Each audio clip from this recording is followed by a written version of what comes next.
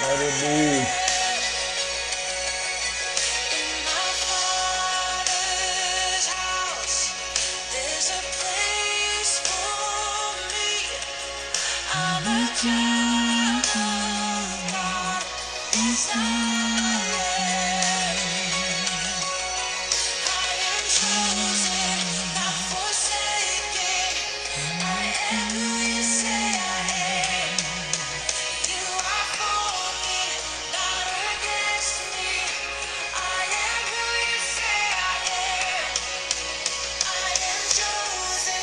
Marina, Pai do Senhor, nos abençoe, nos confessando, Deus te abençoe.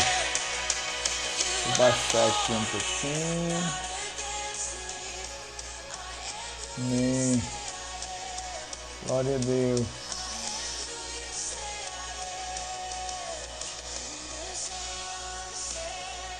Só esperando mais alguns entrar. Deus abençoe vocês. Hoje nós vamos ler a história de José, pelo menos a primeira parte, né? Que é a parte que ele é vendido e que ele interpreta os sonhos. Depois a gente medita um pouco na outra parte e aí estaremos encerrando o livro de Gênesis. Glória a Deus.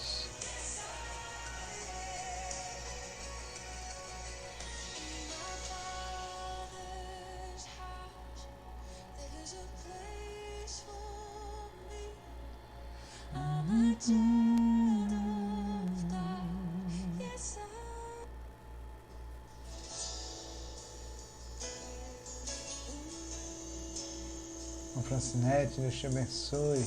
Glória a Deus, irmão Lucimário também acabou de entrar. Amém. Nós vamos estar, como sempre, lendo um salmo, lendo um provérbio, né? E lendo pelo menos uma passagem do Antigo e a harmonia do Novo. Eu não sei se todos receberam o arquivo que eu enviei. Se você não recebeu, você manda para mim no Message, no privado, seu número de celular para eu mandar. O que está acontecendo? Nós estamos lendo os evangelhos de forma paralela, tentando observar os fatos a respeito da vida de Jesus de uma forma lógica, numa ordem lógica. Eu estou falando lógica porque nem tudo será cronológico, né? E porque a intenção dos evangelistas não foi um relato biográfico, simplesmente uma biografia teológica. A gente sempre está frisando isso. E aí nós encontramos um material, a gente enviou para todo mundo que eu tenho contato, que está na lista de transmissão da leitura diária da Bíblia. Nós enviamos esse material, porque fica mais fácil de acompanhar. O que está acontecendo? Devido à leitura dos evangelhos ser em ordem paralela, a gente vai citando muitas referências. Essa passagem aqui está em Marcos, Lucas e Mateus, essa passagem aqui só está em João. E como é em ordem cronológica, eu estou lendo relatos de cada evangelho, às vezes apenas versículos de determinado capítulo. Então, para quem está ouvindo, fica muito difícil acompanhar, a não ser que a pessoa ouça com calma, depois vai pegando as referências, porque no vídeo, no título do vídeo, a gente coloca as referências aí com calma, né? Mas eu acredito que você nos acompanhar com esse arquivo vai ficar mais fácil, porque esse arquivo já vem os textos em ordem paralela, a gente vai apenas lendo e explicando. Nesse relato sobre a vida diária de Jesus, quando terminar, teremos observado, vamos dizer assim, os 4 evangelhos. Há pontos que eu não leio tudo, versículo por versículo, eu vou apenas destacando os detalhes que um ou outro evangelista acrescentou, no sentido de que ele foi mais detalhista naquele assunto. Então a gente vai mostrando aí. Irmão Heriberto, paz do Senhor, os abençoe. Tá? Bom, sendo assim, nós vamos orar e vamos começar com a nossa leitura do Novo Testamento, a harmonia dos Evangelhos. Quando terminar os Evangelhos, a gente vai ter visto os 4, nós vamos pensar numa nova estratégia, não é, para continuarmos lendo, Antigo e Novo, porque nós estamos recebendo aí várias sugestões e a ideia é irmos nos afinando e melhorando e arrumando uma forma da pessoa assimilar bem e, ao concluir, ter lido toda a Bíblia. Lembrando que a nossa proposta, se você quiser compartilhar, você compartilha.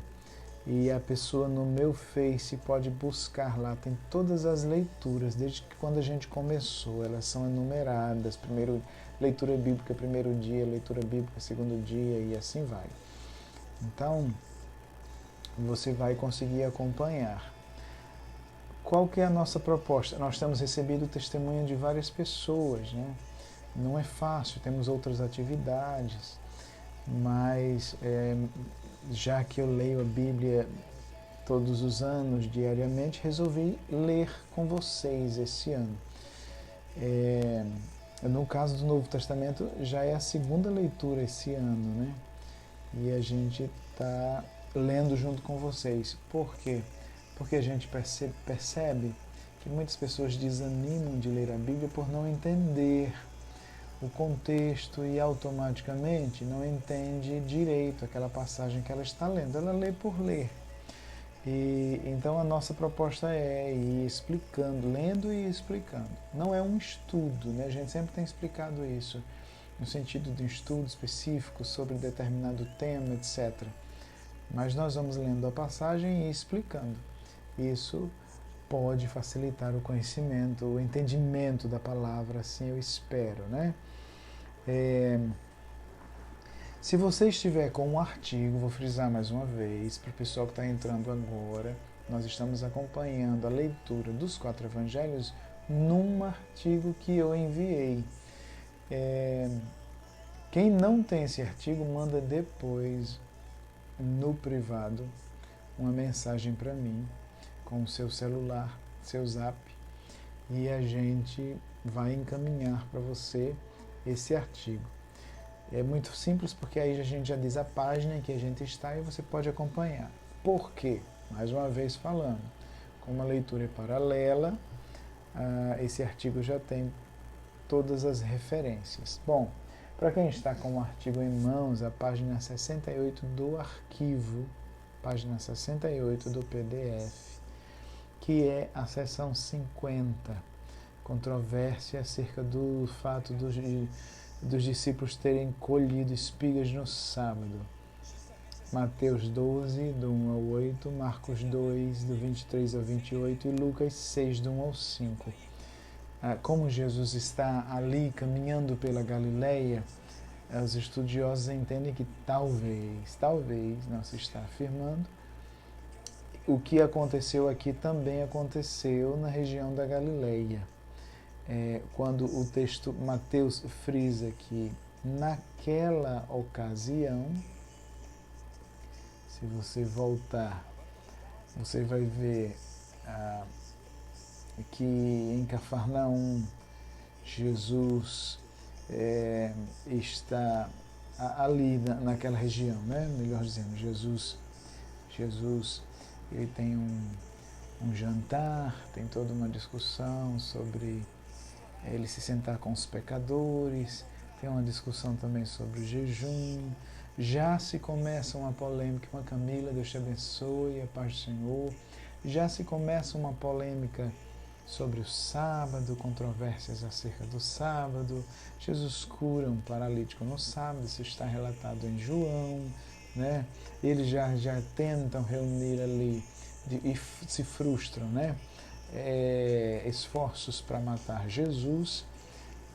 Jesus dá um discurso muito forte sobre a sua igualdade com Deus, Irmã Josenir, Deus te abençoe, paz do Senhor. E aí, dando continuidade a essa controvérsia ainda a respeito do sábado, os evangelistas contam um relato em que, em um certo sábado, caminhando pelas lavouras, né, com os seus discípulos estavam com fome e eles começaram a colher espigas, tá?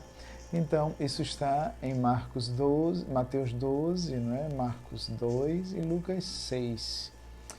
E aí os fariseus questionam porque eles estavam fazendo aquilo no sábado. Vejam, os fariseus não questionam o fato deles estarem colhendo espigas. Entre os judeus havia uma lei que desde que você não pegasse simplesmente para comercializar e depois do dono da plantação ter feito a sua colheita, o que sobrasse, o que estivesse por ali, as pessoas que estivessem com fome e também pobres e estrangeiros podiam colher. Você vai entender bem isso na situação de Ruth, lá no Antigo Testamento. Essa lei entre os judeus. Mas o que eles estão questionando aqui é eles fazerem isso no sábado, né? Porque soava como trabalho. E Jesus então os confronta falando duas coisas, conforme Marcos e Lucas só citam um exemplo, né? Que é Jesus falando sobre o que aconteceu com o rei Davi no Antigo Testamento, quando ele está fugindo e ele chega com fome e só tinha o pão dos sacerdotes, só os sacerdotes podiam comer daquele pão e Davi comeu. E aí Mateus acrescenta também que os próprios sacerdotes, dia de sábado, eles de certa forma quebravam, né, a lei do sábado porque eles trabalhavam no templo. E Jesus está citando isso para mostrar que a questão não era simplesmente trabalhar ou não trabalhar no sábado, mas a questão era de ter misericórdia ou não ter misericórdia. Ou seja, havia determinadas leis que, quando se tratava de exercer misericórdia, essas leis podiam ser suplantadas. Não exatamente quebradas, mas abertas à exceção. E Jesus diz, inclusive, para os fariseus que eles precisavam aprender isso. Ele cita Oséias 6 e 6, está em Mateus 6 e 7, dizendo que eles precisavam saber o que Deus quis dizer quando Deus disse misericórdia quero e não sacrifício. E Jesus disse, se vocês soubessem que realmente significa isso, vocês não condenariam inocentes. E o que Jesus está falando, dentre tantas coisas, não é o perigo do legalismo. O legalismo ele cria regras assim, tão rígidas e às vezes tão irrealistas e às vezes que não contemplam exceções. Veja, não estamos falando de abrir exceções para praticar o mal, o pecado. Estamos falando de determinadas regras serem suspensas, né, por exceções para se exercer misericórdia, compaixão. Nós temos aqui pessoas com fome, né? Então é isso que Jesus está falando. E aí, outra coisa que Jesus diz é a sua autoridade sobre o sábado. Uma outra coisa que Jesus diz é que em Marcos, né? Marcos registra isso, que o sábado foi feito por causa do homem e não o homem por causa do sábado. Ou seja, o sábado foi estabelecido para o ser humano, no caso aqui, né, descansar e não se tornar uma medida escravizadora. Ele estava fugindo do propósito de Deus para estabelecer o sábado. E outra coisa que Jesus diz é que Ele mesmo é Senhor do sábado, né?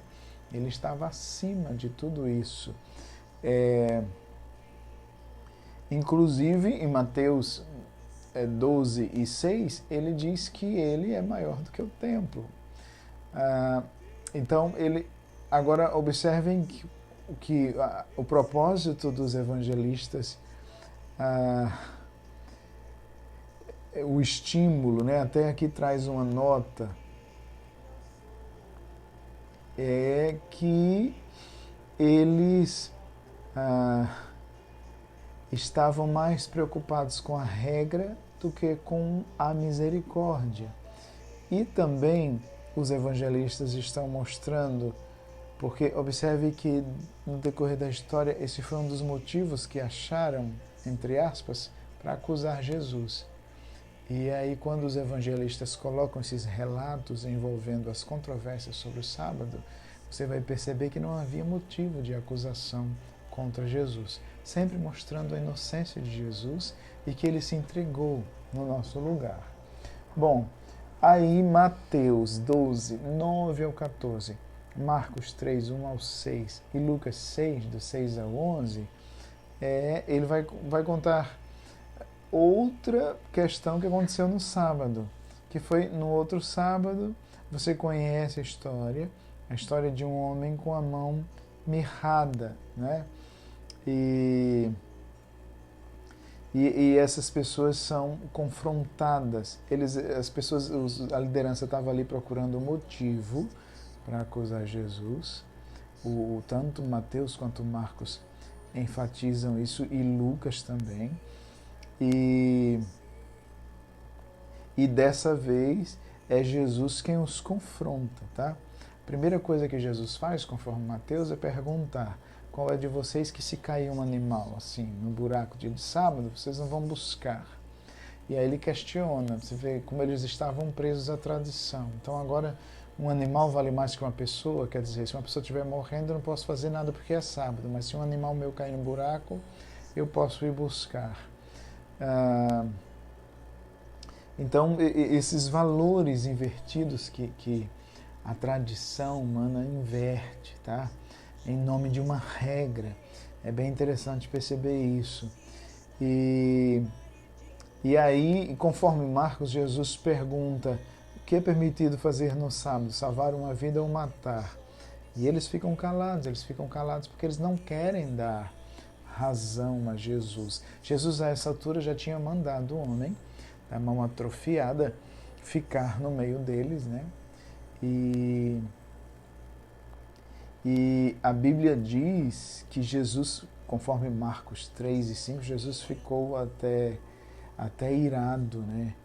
E ficou até entristecido também com o endurecimento do coração deles. E ele curou aquele homem, mandou aquele homem estender a mão, e a mão do homem foi curada.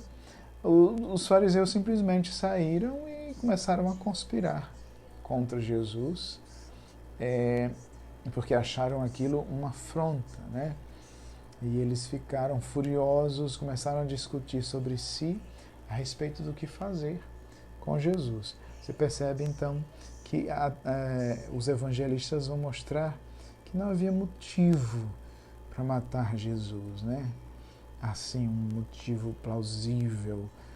Na verdade, eles arrumaram um motivo, né? Essa é a verdade. Bom, então depois daí, se você estiver acompanhando o artigo, seção 52, há uma retirada para o Mar da Galileia e vem multidões de todo lugar, né? Sabendo disso, Jesus se retirou daquele lugar, muitos o seguiram, ele curou muita gente doente, isso está em Marcos 12 e 15. Se você está aí com o arquivo que eu enviei em mãos, aqui tem entre colchetes, Mateus 4,25. Por que essa expressão está entre colchetes? Os autores desse artigo, eles discordam às vezes entre si em exatamente quando tal situação aconteceu. Quando há essa discordância entre eles, porque há muitos eventos a respeito de Jesus que não se sabe exatamente quando cronologicamente, então eles colocam entre colchetes porque isso pode ter acontecido aqui ou pode ter acontecido lá. No caso aqui, um dos autores acredita que o que está sendo relatado aqui aconteceu em Mateus 4:25, por ali, por aquele contexto, tá? E outros acham que já aconteceu mais para frente. De qualquer forma, isso não questiona o fato, ele está bem documentado e, nesse caso aqui, relatado por dois evangelistas, né? Que quando a gente até já leu esse texto para vocês, inclusive antes, né? Que é quando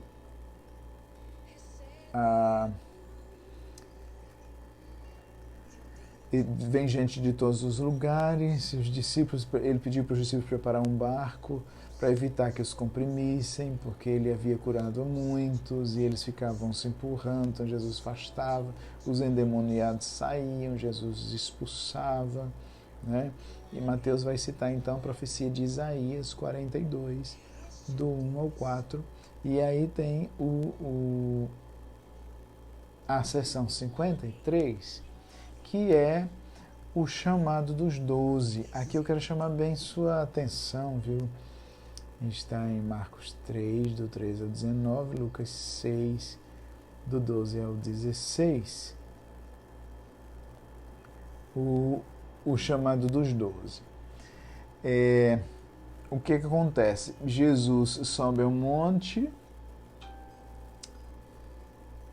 Depois de toda essa situação, né, ele se afasta, procura um lugar para orar. E Lucas 6, do 12 ao 16, diz que Jesus subiu para o monte para orar e passou a noite orando. E ao amanhecer, ele chamou seus discípulos e escolheu dentre eles 12. E esses foram os designados apóstolos. Marcos 3, do 13 ao 19, fala a mesma coisa. Ele, depois de ter subido ao monte, chamou para si aqueles que ele quis, vieram para junto dele, ele escolheu 12, designando os apóstolos, tá? Isso, Mateus 10 também, isso aqui no arquivo vai ser mostrado mais na frente, irmão Cristóvão, paz do Senhor, tá? Vai ser mostrado mais na frente na sessão de 70, a gente vai ver mais na frente. Mas Atos 1 e 13 também vai aparecer uma lista dos apóstolos. E eu acho que João 21 também. O que eu quero chamar a sua atenção é o seguinte. Eu falei para você, Pai do Senhor, irmão André, abençoe, irmão Cristóvão, glória a Deus.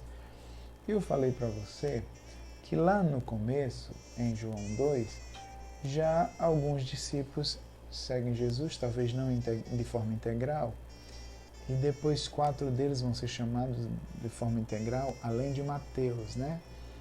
Lá em João 2 você tem André, João o apóstolo, aí você tem Pedro, que já é chamado de Cefas, né? Ali, que ele é o Simão, que é chamado de Cefas, aramaico, Pedro em grego. Você tem Filipe e Natanael. Lá na frente, nós já lemos que 4 desses, André e Pedro, Tiago e João, acontece a pesca milagrosa e eles são convocados a seguir a Jesus de forma integral, vamos dizer assim, porque aparentemente, se eles estavam seguindo a Jesus, eles deviam trabalhar e depois acompanhavam na medida do possível. Agora, eles deixam as redes e passam a seguir Jesus. Lá na frente, Jesus chama Mateus. Bom, se Jesus chama Mateus, e você já tinha, de forma integral, né? Pedro, Tiago, João e André, 5. Você tem Filipe e Natanael, 6 e 7, que já vinham e seguindo Jesus desde o começo. Quando você lê essa lista em Marcos 3, do 13 ao 19, você não vê o nome de Natanael. Me parece, eu vou até conferir aqui, e é bom você acompanhar comigo.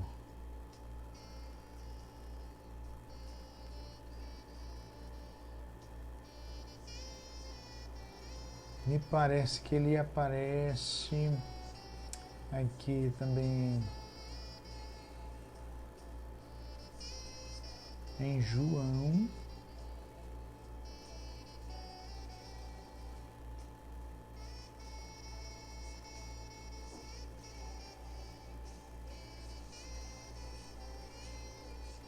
Isso. Em João 21:2, Natanael aparece.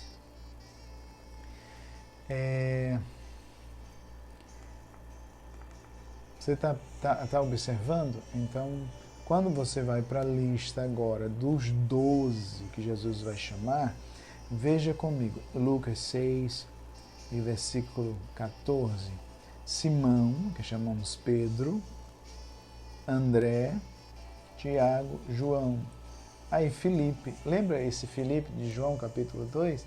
Ele está aqui, parece que ele segue Jesus desde o começo. Aí você tem o Mateus, aí você tem o Tomé, né, que vai surgir depois, você tem Tiago, filho de Alfeu, Simão chamado Zelote, você tem Judas, filho de Tiago, e Judas Iscariotes, que veio a ser o traidor. Quando você vai para a lista de Marcos 13, do 13 ao 19, você vai ter Simão, você vai ter Tiago e João, você vai ter André, você vai ter Filipe, você vai ter Bartolomeu, você vai ter Tomé, você vai ter Mateus, Tiago, filho de Alfeu, Tadeu, Simão, o Zelote, e Judas Iscariote. Observe que na lista de Lucas você tem Tiago, filho de Alfeu, Simão, Zelote, Judas, filho de Tiago, um outro Judas, e Judas Iscariote. Na de Marcos, ao invés de Judas, filho de Tiago, nós temos Tadeu.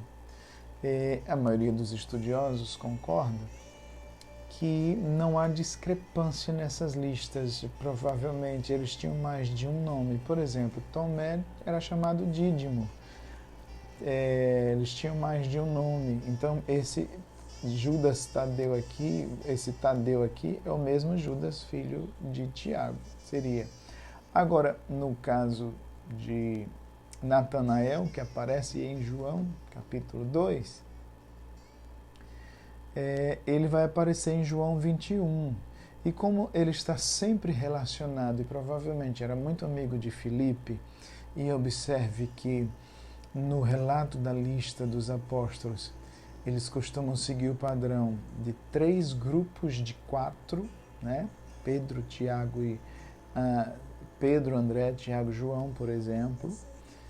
E esse primeiro grupo, inclusive, comandando os outros, são 12, 3 grupos de 4, mas dentre esses 3 grupos de 4, há sempre uma equipe de 2 que parece que são mais achegados ou algo assim.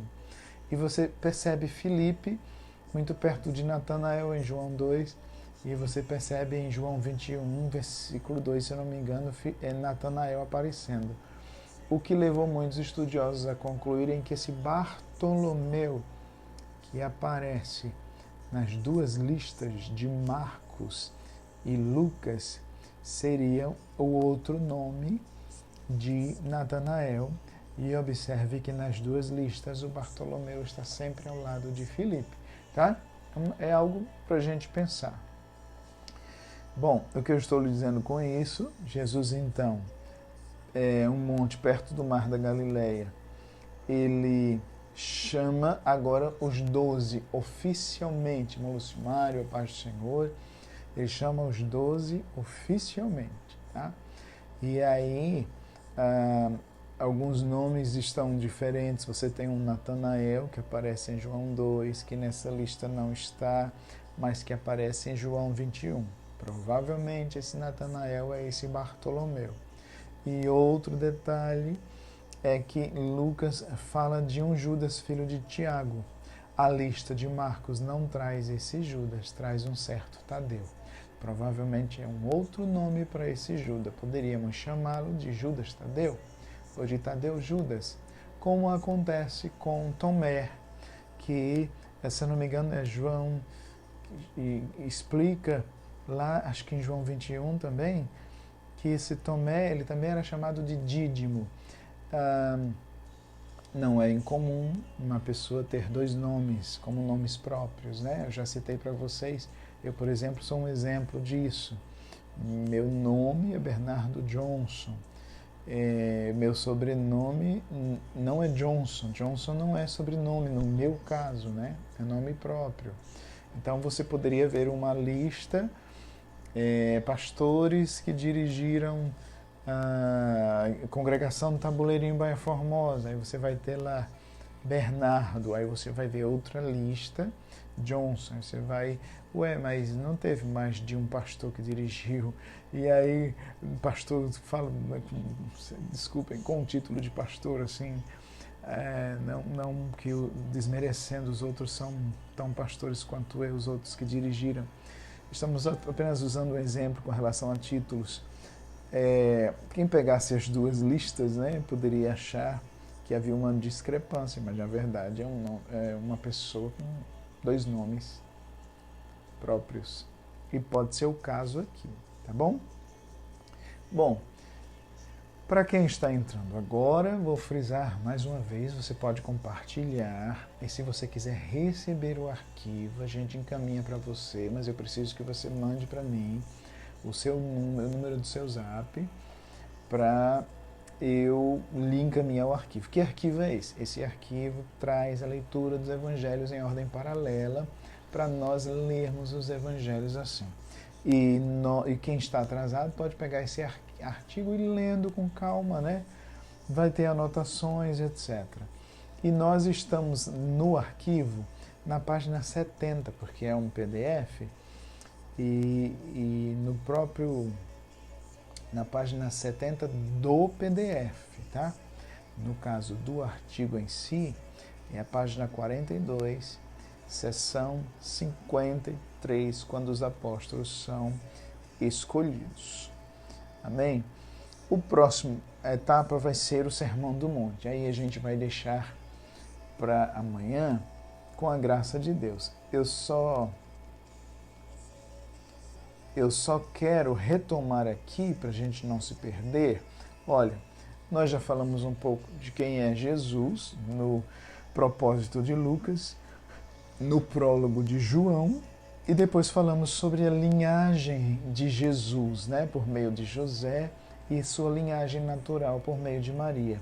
E aí falamos os primeiros anos de João Batista, sua concepção, também o anunciado da concepção virginal de Jesus, quando Maria visitou Isabel, e o cântico, né, de Maria, o nascimento de João Batista, e veio Zacarias, seu pai, quando ele falou, quando ele profetizou, o crescimento de João Batista, seus primeiros anos de vida. Depois entramos nos primeiros anos de vida de Jesus, né, o nascimento, as circunstâncias que envolveram tudo ali, a respeito do nascimento de Jesus. Depois, quando ele é circuncidado, 8º dia, desculpem, depois quando ele é apresentado no templo, né? Você tem o louvor ali de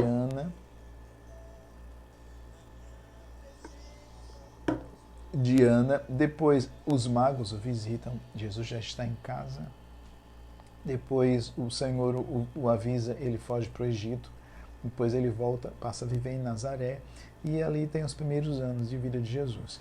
Depois já aparece Jesus adulto, em João 2, entrando em Jerusalém, e ele, ele vai a Jerusalém ainda criança, né? Depois de ele ser apresentado, depois ele até os seus 12 anos, e aí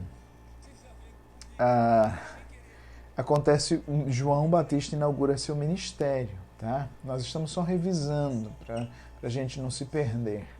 Então, João Batista, ele começa seu ministério e ele começa a proclamar, ele começa a dizer, ser questionado sobre sua identidade, ele começa a dizer quem é, e aí Jesus apresenta para João Batista testemunha de Jesus, batiza Jesus, Jesus é tentado, tá?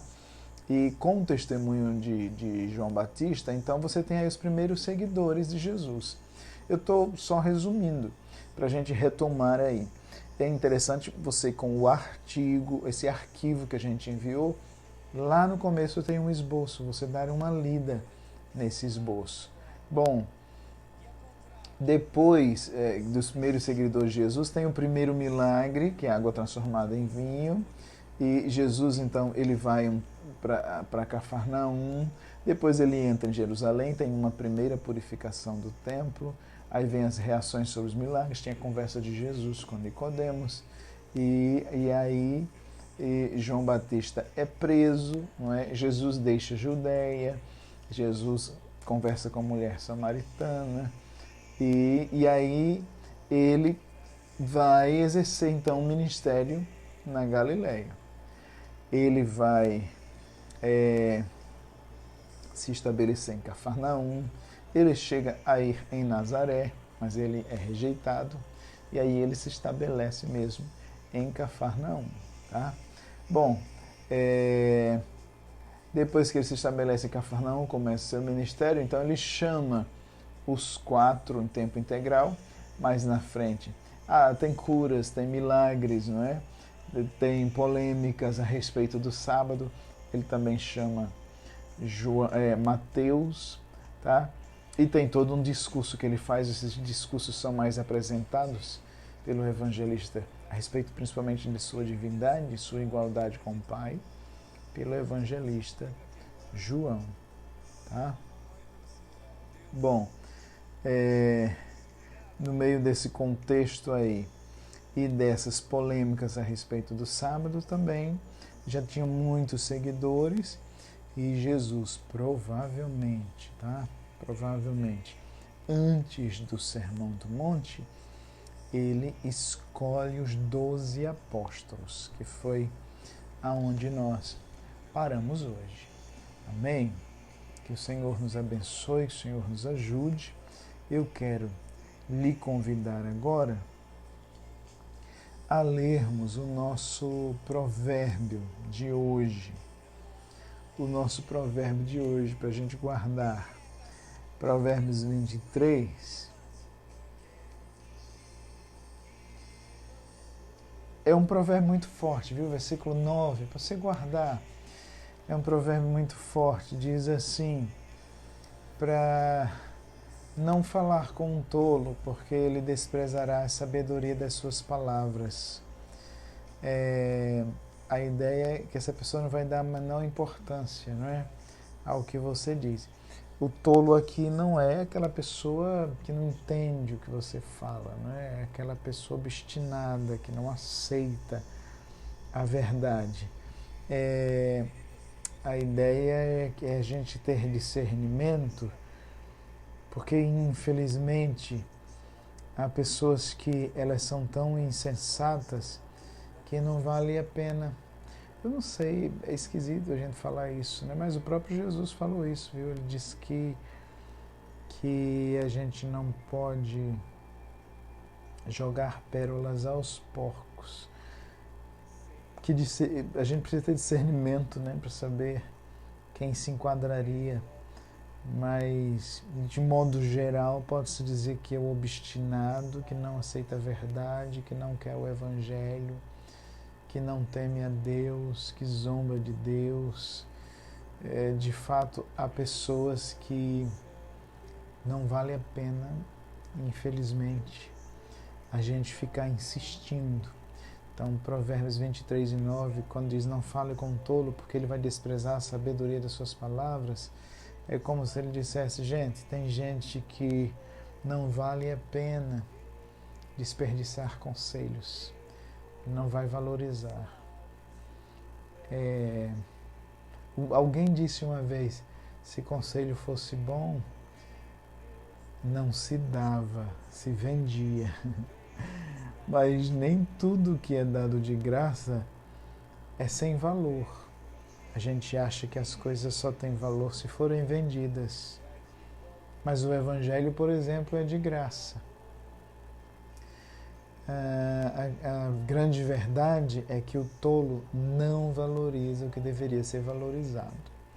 Então fica aí esse pensamento, Provérbios 23:9, para as nossas vidas. Amém? E aí eu lhe convido a ler o Salmo 30. O Salmo 30, com a graça de Deus, uma Silvana, paz do Senhor. Para quem está entrando agora, a gente já deu uma olhada ali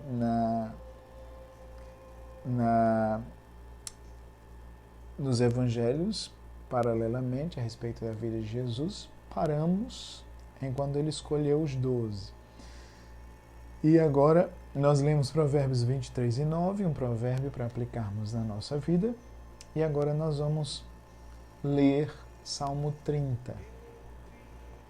Diz assim: Eu te exaltarei, Senhor, porque tu me livraste. Só um detalhe, esse salmo, ele tem um título de que ele deveria ser cantado na dedicação da casa. Tem toda uma discussão, porque os títulos foram colocados depois, né? Mas não se sabe quando. Se seria, até alguns dizem, para a inauguração do templo. Então, que Davi compôs essa música para quando o templo fosse inaugurado, que o templo foi inaugurado depois que ele morreu, essa música ser cantada. Alguns questionam porque é uma ação de graças pela libertação da morte. Não tem muito a ver com a inauguração de um templo, mas nada impede que fosse cantado na inauguração do templo, né? Mas alguns questionam a originalidade desse título por isso. De qualquer forma, o Salmo realmente é uma ação de graças, porque ele foi livre da morte. E é o que parece, essa libertação da morte foi um livramento de um castigo que o Senhor o estava disciplinando, a gente vai ver. Bom, o texto diz: Eu te exaltarei, Senhor, porque tu me livraste e não permitiste que os meus inimigos se alegrassem contra mim. Senhor meu Deus, clamei a ti por socorro e tu me curaste. Senhor, da sepultura fizeste subir a minha alma, preservaste minha vida para que não descesse ao abismo. Cantem louvores ao Senhor, vocês que são os seus santos, e deem graça ao seu santo nome, porque a sua ira dura só um momento, mas o seu favor dura a vida inteira. O choro pode durar uma noite, mas a alegria vem pela manhã. Bem interessante que ele vincula o choro durante a noite com a ira, não é? Que só dura por um momento. E a alegria vindo pela manhã com o fato de que o seu favor dura para sempre. Ou seja, apesar de Deus nos castigar, Ele é misericordioso e a sua fidelidade é o que permanece, que significa que se choramos porque estamos sendo disciplinados, a gente ao mesmo tempo deve descansar na fidelidade de Deus, sabendo que um dia o que pode ser escuro como a noite, um dia se tornará claro como a manhã. Então,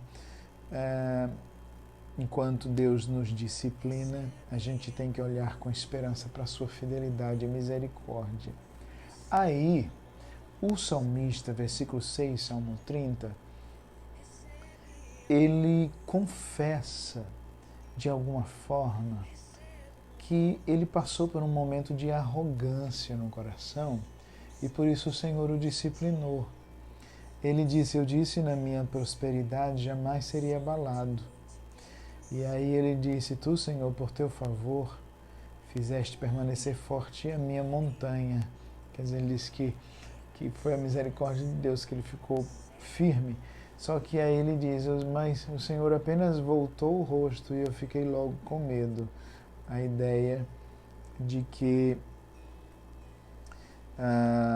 o Senhor, como se o Senhor escondeu a sua face, né? E ele logo ficou aterrorizado.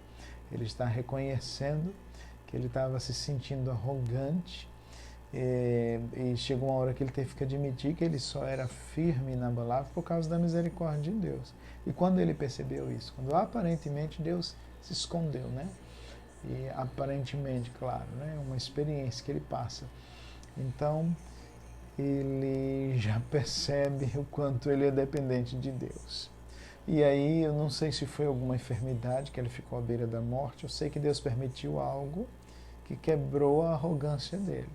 Porque aí ele diz, por ti, Senhor, clamei, ao Senhor implorei, que proveito obterás no meu sangue quando baixo a cova?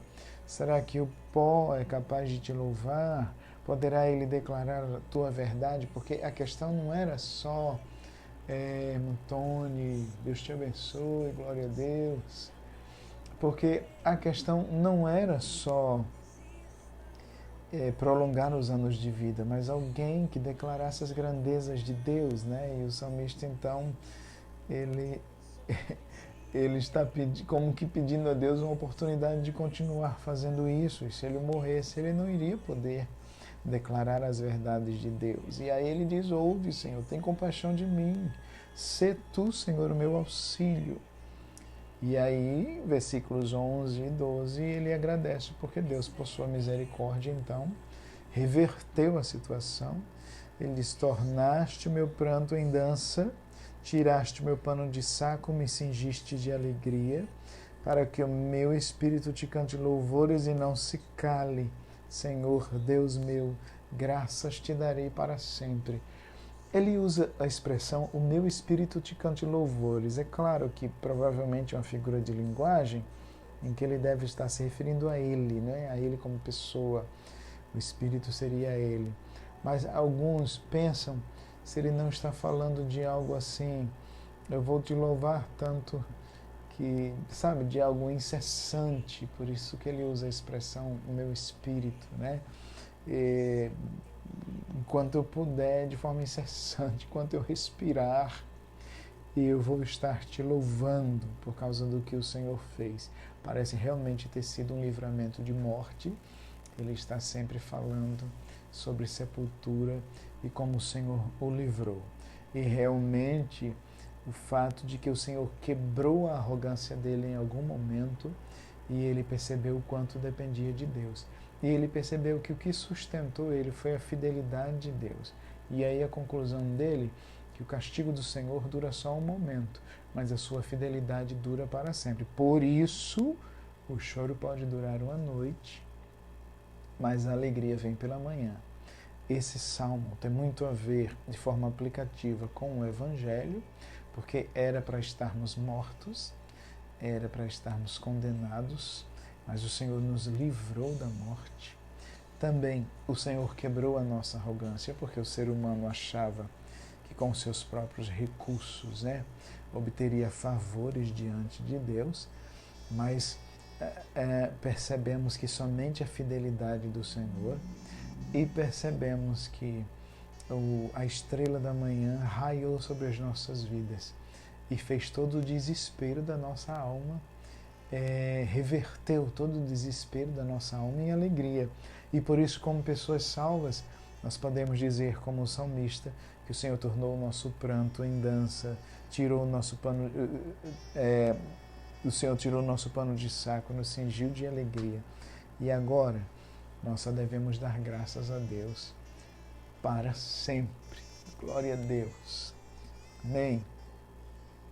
Bom, na nossa leitura diária, mais uma vez lembrando, para quem está entrando agora, a gente já leu Provérbios 23 e 9, Salmo 30, fizemos aí uma revisão e vimos mais alguma coisa a respeito da vida de Jesus de forma paralela em relação aos evangelhos.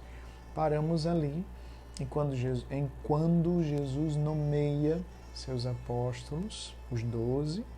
Depois nós vamos entrar na questão do Sermão do Monte. Agora nós vamos ler uma das histórias mais lindas da Bíblia, que é a história de José, Gênesis 37. Nós, claro, não vamos ler tudo, vamos ler só uma parte hoje, mas a ideia é, pelo menos o capítulo 37 de Gênesis, quando José, então, nós já lemos capítulos 36, a história de Esaú, e capítulo 38. É claro que na divisão de Gênesis, o capítulo 38 está dentro, tá, da história de Jacó.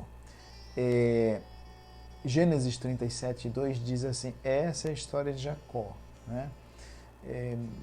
E esse seria o último relato, então, em Gênesis. Gênesis vai trazer 10 expressões dessa. Esta é a história, ou esta é a genealogia, ou esta é a origem, tá? E é tanto que alguns discutem se Gênesis, ao invés de ter apenas 2 partes, não tem 3. Nós, costumeiramente, dizemos que Gênesis é dividido em 2 partes. Gênesis do 1 ao 11, a história das origens. Gênesis do 12 ao 50, a história de Israel. Alguns até preferem dividir em 3 partes, porque você vai ter basicamente a história das origens, depois você vai ter a história de Abraão e Isaac, e agora você vai ter toda a história de José, até quando Israel vai, como povo, né, morar na terra do Egito, tá? E aí depois vai se desenrolar o livro de Êxodo. Bom, nós temos então a história de Jacó. Aqui, versículo 1 de Gênesis 37, enquanto Esaú, ele então se estabelece para os lados de Seir, né? Jacó, então, que é Israel, irmão de Esaú, vai habitar na terra das peregrinações de seu pai, na terra de Canaã. Você vê o Esaú já se estabelecendo ali em Seir, mas Jacó ainda como um peregrino, igual seu pai. E essa é a história de Jacó, mas esse é o relato relacionados à família de Jacó, tá? Porque agora vai narrar a história de José. José tinha 17 anos, apacentava os rebanhos com seu irmão. Observe, segundo os estudiosos, quando Jacó volta de Labão, foge, né, de Labão, volta para cá, José já deve ter uns 6 anos de idade. E ele deve ter conhecido o seu avô Isaac, que morreu com 180 anos, né? E quando ele vai ser levado para o Egito, ele está com 17 anos, novo. E ele já não tem sua mãe, Raquel, que já faleceu. E ele aqui está com 17 anos. Ele apacentava os rebanhos com seus irmãos, ele ainda é jovem, e ele acompanhava os filhos de Bila e Zilpa. Não sei se você lembra. Mas Jacó, ele teve, então, filhos com Lia, Raquel e com Bila e Zilpa, né? Deixa eu até ver se você for para Gênesis 35, versículo 22 em diante, versículo 23 diz, Rúben, Simeão, Levi, Judá, Issacar e Zebulon, 6 pessoas, são filhos de Lia. 6 são filhos de Lia. Lembrando que Rúben perde o direito de primogenitura porque dorme com a própria mãe dos seus irmãos, a concubina de Jacó, que era Bila. Tá?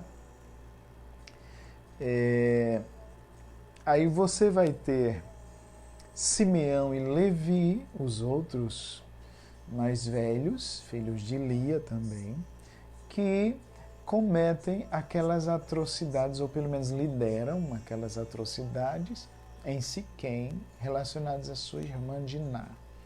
E você tem Judá. Judá, ele se corrompe, mas depois ele muda de postura. A gente vai ver isso, essa relação. José e Levi agora são muito importantes, José e Judá, desculpem, são muito importantes nesse contexto, porque o autor de Gênesis vai mostrar muito a postura dos dois e vai mostrar muito o lugar dos dois porque José tem tudo a ver com a proeminência, tanto ele vai liderar a sua família agora, nesse momento histórico, quanto o seu filho Efraim vai se tornar uma das maiores tribos de Israel. Inclusive o reino do norte vai receber o nome do seu filho Efraim. E Judá vai ser aquele a quem Jacó vai profetizar que o rei das nações, inclusive, viria através da família dele. Então, o autor vai destacar muito esses dois. Bom, dos filhos de Lia, então, você tem 6. Aí você vai ter José e Benjamim, que são filhos de Raquel. Aí Bila era serva de Raquel. E Zilpa era serva de Lia. Bila teve Dan e Naftali. E Zilpa teve Gade e Azer. Tá? Então, Dan e Naftali, Gade e Azer.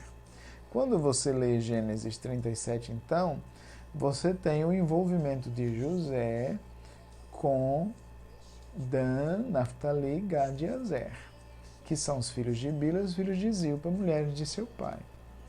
E ele sempre trazia mais notícias deles. Alguns ficam, não, José também não tinha sabedoria, ele ficava dedurando os irmãos, mas você percebe que no relato de José, o autor, ele não está apresentando José como um dedo duro, ele está apresentando José como uma pessoa justa, e como uma pessoa justa, ele denunciava os erros dos seus próprios irmãos. Essa é a intenção do autor, tá? É bem interessante a gente perceber isso. Bom, Israel amava mais José do que todos os seus outros filhos, porque era filho da sua velhice. Observe esse detalhe em Gênesis 37. Essa expressão, filho da sua velhice, ela é muito curiosa, porque, inclusive, as traduções, no geral, traduzem como sendo uma referência. Ele já teve José quando era velho. Também, mas de qualquer forma, o filho da sua velhice mesmo era Benjamim. Existe uma discussão sobre a tradução no hebraico, porque o texto pode significar, tá? Não estou afirmando, mas é algo para a gente pensar, que essa expressão, filho da sua velhice, ela poderia ser traduzido, ele percebeu em José uma maturidade além da sua idade. José era diferente. E isso já é discutido entre os estudiosos, o comportamento de José, postura, um moço de 17 anos. E você vai ver isso, inclusive, quando ele chega no Egito, né? Bom, e ele manda fazer para ele uma túnica talar de mangas compridas. Algumas versões colocam de muitas cores, por causa da tradução da Septuaginta, que a Septuaginta traduziu o termo por muitas cores. Alguns colocam mangas compridas. Alguns dizem que tem a ver, essa túnica era dada para o filho primogênito, tem toda uma discussão sobre isso. Outros dizem que não há comprovação. De qualquer forma, essa túnica revelou o preferencialismo de Jacó, de Israel, por José. Tá? E os seus irmãos viram que seu pai amava mais que os outros filhos, o odiaram e já não podiam falar mais com ele de forma pacífica. Então foi criando um clima, né? Você vai percebendo o autor dando alguns, não justificava, não é? Mas alguns motivos. Primeira coisa, José denunciava os erros dos seus irmãos. Segunda coisa, seus irmãos perceberam um certo preferencialismo de Israel com relação a José. Aí veio outra coisa, José teve um sonho e contou aos seus irmãos, por isso o odiaram ainda mais. Você percebe a expressão? Eles o odeiam porque pelo preferencialismo do pai. Eles o odeiam ainda mais por causa do sonho.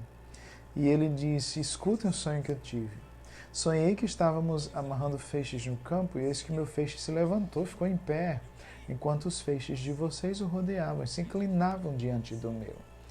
Aí eles disseram: você pensa que vai mesmo reinar sobre nós? Pensa que realmente vai dominar sobre nós? E aí o texto diz: com isso o odiavam ainda mais por causa dos sonhos e de suas palavras. Quando ele diz dos sonhos e de suas palavras, talvez José realmente interpretou alguma coisa ali, a gente não sabe. Aí José teve outro sonho, ele contou aos seus irmãos: eu sonhei também que o sol, a lua e 11 estrelas se inclinaram diante de mim. Quando José contou esse sonho ao pai e aos seus irmãos, o pai o repreendeu, dizendo: que sonho é esse que você teve? Você está querendo dizer que eu, sua mãe e seus irmãos iremos e nos inclinaremos até o chão diante de você? Foi uma repreensão assim, um questionamento, né? Mas tipo assim, gente, só que, e é interessante que ele fala: seu pai, eu, sua mãe e seus irmãos. A mãe de José já tinha morrido, né? Raquel. E, como ele era muito novo, alguns dizem que Lia pode tê-lo adotado, né? Que isso era normal assim entre família. Não se sabe se foi uma referência a Lia. Esse sonho, a gente pode dizer que literalmente assim, não se cumpriu no sentido de que o texto não fala de Lia se curvando diante dele, etc. Talvez Jacó tenha se curvado, mas de qualquer forma, a ideia do sonho é que ele teria a liderança sobre a família. Bom, aí você percebe o autor falando que agora os seus irmãos tinham inveja dele. Então você percebe ciúme, ódio, inveja. Um sentimento assim que gera uma fragmentação e que gera uma competição muito grande no meio familiar. Então você percebe ciúme, ódio e inveja. Bom, Jacó guardava tudo aquilo no coração. Bom, os irmãos, Gênesis 37, 12, como os irmãos foram apacentar o rebanho do pai em Siquém, você lembra do que aconteceu em Siquém? Com a filha de Jacó, a filha de Israel, Jacó é Israel, Diná, e isso gerou uma certa indisposição entre os habitantes da região, porque os filhos de Jacó mataram, né, os homens dali, etc. Eu não sei se você lembra, eu imagino que sim, mas eles voltam para aquela região para apacentar seus rebanhos. A gente não sabe se José ficou meio preocupado, né, porque o ambiente ali era muito hostil, e ele chama José e diz, versículo 13, os seus irmãos não estão apacentando o rebanho em Siquém? Vem, eu vou mandar você até eles. E José disse: eu vou. Eu acho assim, José é muito obediente, né? Esse menino sábio, ele é muito obediente, porque os seus irmãos eram muito hostis em relação a ele, né? E José foi. E Israel continuou: vá agora e veja se está tudo bem com seus irmãos, com o rebanho, e me traga notícias. E aí o enviou do vale de Hebrom até Siquém. Dizem os estudiosos que dava em cerca de 80 quilômetros. Ele não achou, José não achou, e um homem encontrou José, que andava errante pelo campo, e perguntou quem ele estava procurando. Ele disse: eu estou procurando os meus irmãos, se você puder me dizer onde eles estão. E o homem disse: eles foram embora daqui. Eu vi eles conversando que eles iam para Dotã. Dotã, segundo os estudiosos, ficaria para mais uns 25 quilômetros. Então, de Hebrom até Dotã, José andaria e iria, eu não diria andaria, né? Talvez ele esteja montado num animal, mas daria uns 100 quilômetros ou mais, viu? E ele foi para Dotã. ele os encontrou lá. Bom, de longe eles o viram e antes que chegasse, conspiraram contra ele para o matar. Disseram uns aos outros: lá vem o grande sonhador. E venham, pois, agora vamos matá-lo e jogar o corpo numa destas cisternas. E a gente diz que foi um animal selvagem que devorou. Vejamos em que vão dar os sonhos dele. Olha. Rúben, o mais velho, que estava sob a vigilância do pai por causa da bobagem que fez, que ele se deitou com a própria concubina do pai e ele vai perder o direito de primogenitura, ele surpreendentemente protege José, né? Não derramem sangue, joguem um rapaz naquela cisterna, está no deserto, não façam mal. E o texto diz que Rúben pretendia livrar deles. Tipo, vamos dar uma disciplina, vamos colocar ele no lugar dele, né? Mas depois pretendia levar ele de volta para o pai. Mas aí, logo que José chegou a seus irmãos, eles tiraram a túnica, né? Jogaram ele na cisterna vazia, sem água. Eu às vezes me pego imaginando essa cena. Deve ter sido uma cena desesperadora para um menino, um adolescente de 17 anos, ser jogado numa caverna, toda aquela situação. Deve ter sido desesperador. E depois eles simplesmente foram comer. E quando eles levantaram os olhos, eles viam que vinha uma caravana de ismaelitas vinda, né, de Gileade. E aí os seus camelos levavam especiarias, né, bálsamo e mirra, iam para o Egito. Aí Judá, observe esse Judá aqui, eu já li para vocês no capítulo 38, sobre Judá. Judá, e alguns até questionam se ele não entrou em crise, né, porque depois de tudo que aconteceu aqui,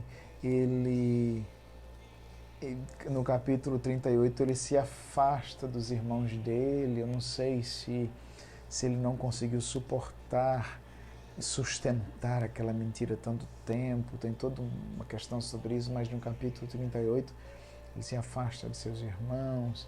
Depois você vai ver esse Judá mudando de postura. E ele também, junto com José, vai assumindo a liderança.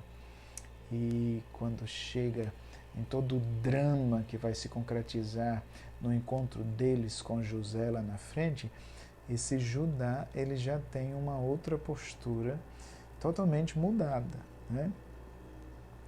Bom, Gênesis 37, então, aí você vê, deixa eu ver aqui onde estamos, esse Judá, aqui em Gênesis 37, 28, dizendo, gente, o que a gente vai ganhar essa gente? Porque parece que eles continuaram com a ideia de matá-lo, né? E aí ele diz, o que a gente vai ganhar se a gente matar o nosso irmão, depois esconder? Vamos vender ele aos ismaelitas. A gente não faz mal não, porque é nosso irmão, é do nosso sangue, não vamos matar não, então vamos vender. Seus irmãos o concordaram. Era muito terrível, né? Muito doloroso, mas menos pior do que assassiná-lo. Você percebe um certo espírito de Caim aqui, né? O irmão certo, justo, a inveja dos seus irmãos querem matá-lo, né? Bom, e aqui diz que quando e seus irmãos concordaram. Versículo 28, quando os mercadores midianitas passaram, os irmãos José o tiraram da cisterna e o venderam. E venderam aos ismaelitas por 20 moedas de prata. E os ismaelitas levaram José para o Egito. Eu não sei se você está percebendo aí o trocadilho, né? Judas vê os ismaelitas, versículo 25. Versículo 28, os mercadores midianitas. E os tiraram e venderam para os ismaelitas, e os ismaelitas levaram para o Egito. Foram os ismaelitas ou os midianitas? Temos algumas explicações. Lembrem-se que os midianitas vêm de Midian, que vem também de uma das esposas de Abraão, depois que a Sara morre, né? Ou talvez ele já... Tem toda uma discussão se ele já tinha essa concubina antes, mas a maioria acredita que foi depois da morte de Sara. E Ismael, que vem de Agar. E daí tem os ismaelitas e os midianitas. Então eram tudo família. E todos tinham basicamente os mesmos hábitos, os mesmos estilos de comércio, etc. Alguns dizem que eles eram tão semelhantes que o termo era intercambiável. Tanto fazia você chamar de midianita quanto de ismaelita, e talvez o autor esteja fazendo a mesma coisa aqui. Tá? Essa foi a melhor explicação que eu já vi. Outros dizem que teríamos duas caravanas aqui mesmo, né, que estavam juntas, de midianitas e de ismaelitas. Então, ficou-se aí essa negociação. Veja que enquanto o versículo 28 fala que os ismaelitas, no final, os ismaelitas levaram José para o Egito, o versículo 36 fala os midianitas venderam José a Potifar. Então, ou teríamos duas caravanas de ismaelitas e midianitas juntas, de qualquer forma são familiares, ou realmente os termos são intercambiáveis, por causa do estilo de vida, e o autor não se preocupa em explicar isso, porque ele entende que os seus leitores originais ou não precisariam desse detalhe, ou já conheciam, né, esse detalhe. Ok? Bom, o que acontece? Voltando aqui para a história, versículo 29, Rúben, que falou, deixa ele na cisterna, e vamos dar um castigo a ele, depois a gente devolve ele para o pai. Quando Rúben voltou à cisterna, José não estava mais, ele rasgou as vestes e ele voltou para os seus irmãos. O rapaz não está mais lá, o que eu vou fazer? E alguns dizem até que Rúben queria, a gente não sabe, né, irmãos? Rúben queria se aproveitar dessa situação para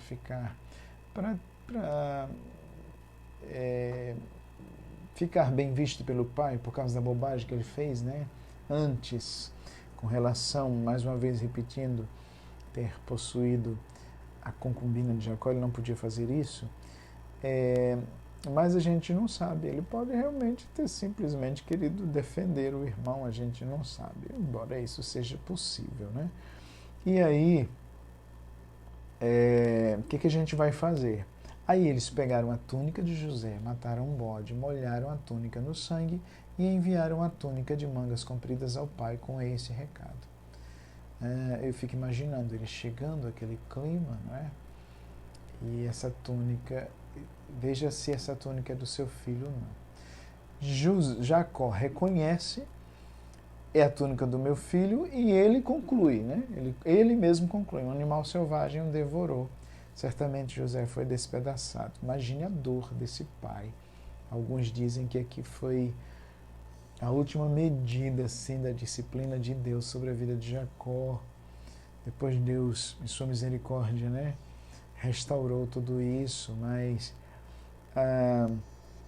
esse Jacó que enganou o pai, se aproveitou da cegueira do pai e que tomou a bênção da primogenitura de forma errada e que matou um animal, não é? E usou a pele do animal nos braços, pescoço para enganar o pai. Esse José, quando ele vai para Labão, ele é enganado por Labão, do jeito que ele se aproveitou da cegueira do pai. Labão se aproveita dele, não está enxergando direito devido a ser escuro, a festividade, etc. E ele não reconheceu Lia. Labão o enganou com a primogênita, ele querendo o lugar do primogênito. Depois veio o engano de Labão também sobre a vida dele com relação a animais. Agora ele volta, todo esse processo, etc. Aqui parece ter sido o auge, né? Porque você tem um animal sendo morto, a túnica, a roupa, né? Todos os detalhes aqui, nos lembrando, irmãos, que de Deus não se zomba, Deus não se deixa escarnecer. Tudo que o homem semear, isso também colherá. É até uma questão também, né? Deus nos castiga, mas também é uma questão da misericórdia de Deus, porque Ele não quer nos ver no erro. E a gente também que vive pela fé, a gente precisa aprender a não usar atalhos, né?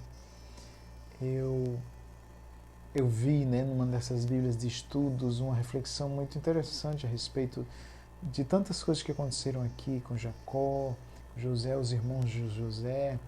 E uma das frases dizia algo mais ou menos assim, que o grande problema dos irmãos de José é que eles não eram comprometidos com a vontade de Deus, ou que a inveja e o ciúme não os deixaram se comprometer com a vontade de Deus, porque quando a gente é comprometido com a vontade de Deus, a gente aceita a vontade de Deus. E se Deus estava revelando através daqueles sonhos que José era o líder para aquele momento histórico, Deus escolheu para a família, então quem é comprometido com a vontade de Deus, simplesmente, no mínimo faz como Jacó, guarda no coração para ir processando aos poucos, né? E não um jogo marcado pelo ciúme, o ódio e a inveja. É bem interessante. Eu quero aqui que você perceba isso, que quando você vive pela fé e você se compromete com a vontade de Deus, você descansa na vontade de Deus. Você não age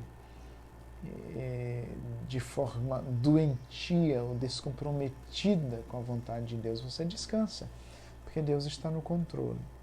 Bom, então agora você tem um Jacó rasgando suas vestes, se vestindo de pano de saco, lamentando o filho durante muitos dias.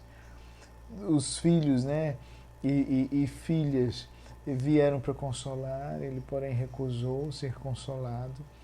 Ele disse, olha, eu vou descer a sepultura chorando, de luto por causa do meu filho.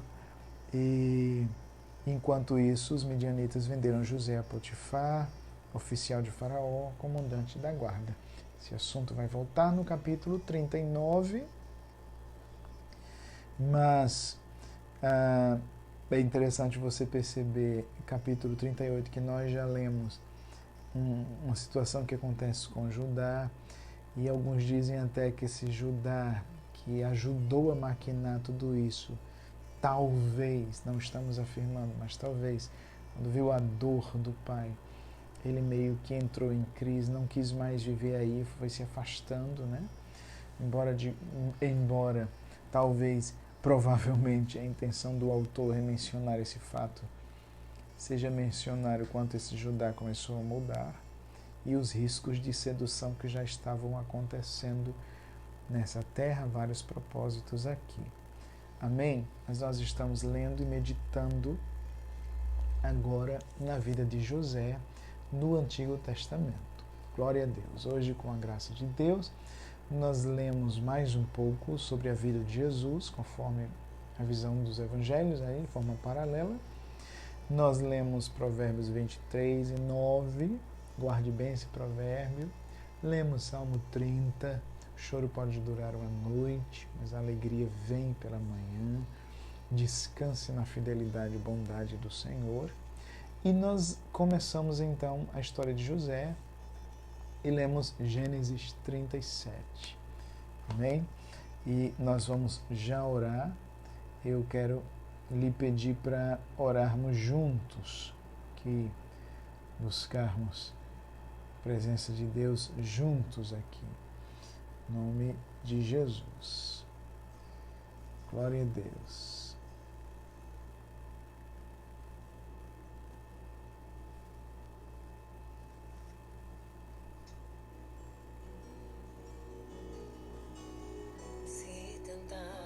Não sei se você conhece esse hino. teu coração. Se lançaram você numa cova, e ferido, perdeu a visão. Se tentaram matar os teus sonhos, sufocando o teu coração. Se lançaram você numa cova, e ferido, perdeu a visão. Glória a Deus. Não desista, não pare de crer. Os sonhos de Deus jamais vão morrer. Não desista, não pare de lutar. Não pare de adorar. Levanta teus olhos e vê. Deus está restaurando os teus sonhos e a sua visão.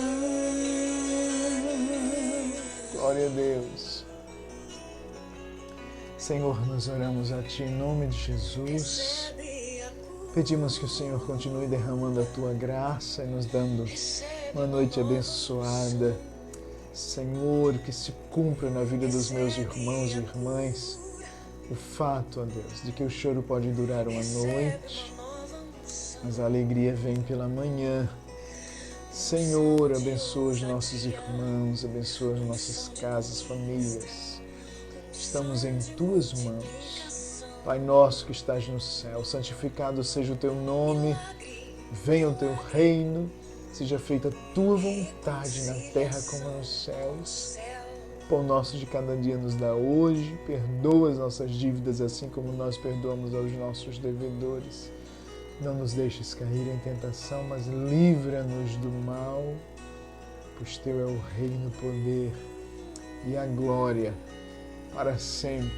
Glória a Deus. E que a graça de nosso Senhor e Salvador Jesus Cristo, o amor de Deus nosso Pai, a comunhão e as consolações do Espírito Santo sejam conosco. Deus te abençoe, em nome de Jesus.